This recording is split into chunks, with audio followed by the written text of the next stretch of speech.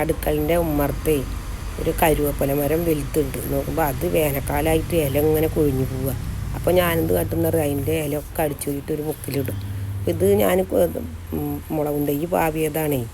എന്ത് മുളകാണെന്ന് അറിയില്ല. ഞാൻ ക്യാപ്സിക്കൻ്റെ ഓർമ്മയാണ് വിത്ത് പാവിയത്. ഇപ്പോൾ കായ്ക്കുമ്പോഴേ അറിയുള്ളൂ എന്താണെന്ന്. അപ്പോൾ ഞാൻ വിചാരിച്ചു ഇപ്പോൾ രാവിലെ ഇറങ്ങിയതാട്ടോ. എന്താണെന്ന് പറയുക, ഇത് കുഴിച്ചിടാൻ വേണ്ടിയിട്ട്. അത് നല്ല വലുതായിരിക്കണം. അപ്പോൾ ഞാൻ വിചാരിച്ചിരുന്നപ്പോൾ ഇന്ന് അതിന് നിൽക്കാമെന്നും പറഞ്ഞിട്ട് രാവിലെ നിന്നതാണ്. എന്നിട്ട് കരിവേപ്പിലിൻ്റെ എന്താണെന്നറിയാം, ആദ്യം ഇലയൊക്കെ ചട്ടി എടുത്തിട്ട് അതിൻ്റെ അടിയിൽ ആദ്യം വെക്കുക. പിന്നെ കമ്പോസ്റ്റ് ഞാൻ ഡ്രമ്മിലുണ്ടാക്കിയിട്ടുണ്ട്, കുറേ കരിവേലയും ഇതൊക്കെ ഇട്ടിട്ട്. അപ്പം നല്ലതല്ലേ. അപ്പോൾ ഇത് എന്താണെന്നറിയാം, എപ്പോഴും മുളക് നമ്മൾ പാവിയിട്ട് എടുക്കുന്ന സമയത്ത് വേരിൽ മണ്ണ് പോവാതെ എടുക്കണം. ആ മണ്ണോടൊക്കെ അങ്ങോട്ട് എടുത്തിട്ട് നടുവിൽ കുഴിത്തിട്ടാണ് കുഴിച്ചിടുക. എന്നിട്ട് അതിൻ്റെ 4 പുറം വളമോ പിന്നെ നല്ല മണ്ണൊക്കെ ഇട്ടിട്ട് അതിലിടുക. അപ്പോൾ എന്താ പറയുക, വേര് പൊട്ടിപ്പോവില്ല. അപ്പോൾ ഏത് വേനൽക്കാലമാണെങ്കിലും അവർ വേഗം പിടിക്കും. കാരണം എന്താ വെച്ചാൽ വേര് പൊട്ടിപ്പോയില്ല. നമ്മൾ അത് വേര് പിന്നെ എടുത്തിട്ട് പറിക്കുമ്പോൾ എന്താണെന്നറിയുക, അതിൻ്റെ വേര് പോയാൽ പിന്നെ മണ്ണിൽ പിടിക്കണമെങ്കിൽ ബുദ്ധിമുട്ടാണ്. അപ്പോൾ എന്ത് ചെയ്യുക, നമ്മൾ മണ്ണോടുക്കണ്ട് ചട്ടി നനച്ചിട്ട് ഒരു കയ്യോട്ട് എടുത്തിട്ട് അതിൻ്റെ മണ്ണോടുക്കണ്ട് എടുത്തിട്ടാണ് കുഴിച്ചിട്ടാൽ പിന്നെ അത് ഉണങ്ങിപ്പോവില്ല.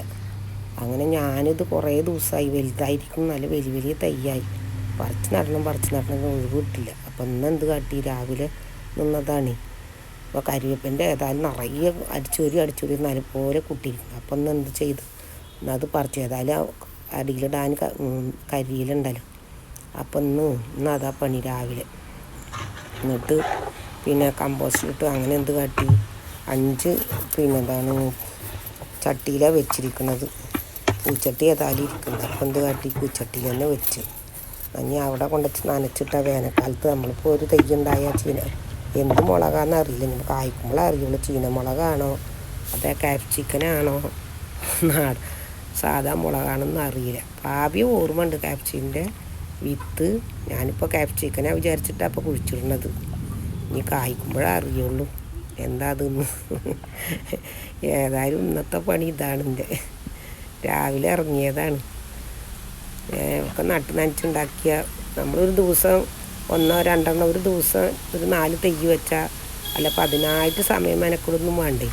കാരണം എന്താ വെച്ചാൽ ഒരു ദിവസത്തിൽ 1 മണിക്കൂർ നമ്മൾ പച്ചക്കറി കുഴിച്ചിടുക എന്തെങ്കിലും ചെയ്തിട്ടുണ്ട്. അവരവിടെ ഉണ്ടാക്കേണ്ട കയ്പവള്ളി ഉണ്ട്. ഞാൻ അതിനൊരു ഞെടി കൊടുത്തി കൊട്ടിക്കണ്ടത്. ഒരു കയ്പവള്ളി ഉണ്ടായതാണ്, അവിടെ മുളച്ചത്. അപ്പോൾ ഞാനതിന് കെട്ടിക്കൊടുത്തിട്ടുണ്ട്. ഞാൻ മുകളിലേക്ക് എത്തുമ്പോൾ ഉണ്ടാവും. അങ്ങനെ ഇപ്പോൾ എന്ത് കാട്ടി, 5 ചട്ടിയിൽ വെച്ചിട്ടുണ്ട്. ഇനിയിപ്പോൾ കായ്ക്കുമ്പോഴേ അറിയുള്ളൂ എന്താണ് മുളക്, എന്ത് മുളകാണെന്ന് അറിയില്ല. ഏതായാലും കുഴിച്ചിട്ട് നനച്ചുണ്ടാക്കിയാലേ അവനവൻ്റെ ആവശ്യത്തിന് കിട്ടുമല്ലോ. വിഷം ഈ മുളകിലൊക്കെ എത്ര ഏറ്റവും വിഷം, മുളക്, കരുവേപ്പില, അതുപോലെ മല്ലിത്തല, ഇതിലൊക്കെയാണ് എത്ര ഏറ്റവും വിഷമുള്ളത്. അപ്പം നമ്മളെ വീട്ടിലുണ്ടാക്കി നമുക്ക് വിഷമില്ലാത്തത് ഒരു ദിവസമെങ്കിൽ ഒരു ദിവസം വിഷമില്ലാതെ കഴിക്കാൻ വിചാരിച്ചിട്ട് ഞാനിങ്ങനെ സമയം കിട്ടുമ്പോഴൊക്കെ ഇങ്ങനെ ഓരോന്നുണ്ടാക്കും. അപ്പോൾ നമ്മളെ ടൈം പാസ്സാവും. നമ്മളെ വീട്ടിൽ നമ്മൾ നനച്ചുണ്ടാക്കിയിട്ട് പൊട്ടിക്കുന്ന സമയത്ത് നമുക്കതൊരു സന്തോഷമല്ലേ, നമ്മളെ വീട്ടിലിങ്ങനെ ഉണ്ടായിട്ട് പൊട്ടിക്കുന്നത്. അതൊന്ന് കുഴിച്ചിട്ട് നോക്കിയാലേ അറിയുള്ളൂ വീട്ടിലുണ്ടായിട്ട് കിട്ടുമ്പോഴൊരു സന്തോഷം.